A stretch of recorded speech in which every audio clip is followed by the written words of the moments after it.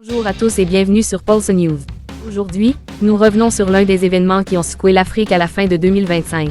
L'élection du président Samia Suluhu Hassan en Tanzanie et la vague de protestations qui a suivi, marquée notamment par des allégations de violences policières contre les manifestants et même de charniers. Pourquoi les manifestations ont-elles éclaté? Le 29 octobre 2025, la Tanzanie a tenu des élections générales. Samia Suluhu Hassan a été déclaré vainqueur avec près de 98% des voix. Ses principaux adversaires ont été disqualifiés ou empêchés de se présenter. Lorsqu'une élection est jugée inequitable, le sentiment d'injustice peut engendrer des manifestations de grande ampleur. Pendant et après le jour du scrutin, de nombreuses grandes villes comme Dar es Salaam, Mwanza et Arusha ont protesté contre les résultats. Des policiers et des soldats ont été déployés, et des rapports font état de l'utilisation de munitions réelles et de gaz lacrymogène pour disperser les foules. Des images et des vidéos montrent des corps de manifestants et des charniers présumés au cimetière de Kondo, près de Dar es Salaam. Chiffres préliminaires et contradictoires. Le parti d'opposition Chadema a fait état de plusieurs centaines, voire plus d'un millier de morts.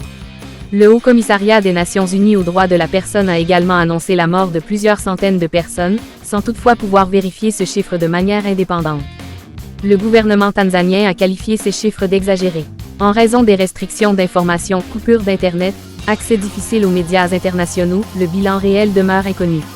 Le secrétaire général des Nations Unies et le Haut Commissariat aux droits de la personne ont exprimé leur vive inquiétude face aux graves violations des droits de la personne et ont demandé l'ouverture d'une enquête. L'Église catholique en Tanzanie a rapporté que des manifestants avaient été tués sans pitié. Le gouvernement tanzanien a annoncé la création d'une commission d'enquête sur les décès survenus après les élections. Cette décision met la Tanzanie sous pression internationale, ce qui pourrait affecter ses relations avec les organisations régionales et internationales. Cet événement pourrait marquer un tournant dans la politique tanzanienne. Si le nombre de morts est effectivement élevé, il s'agirait d'une grave crise des droits de l'homme. Un signal fort pour les investisseurs, les touristes et les relations internationales. La Tanzanie est considérée comme un pays relativement stable d'Afrique de l'Est.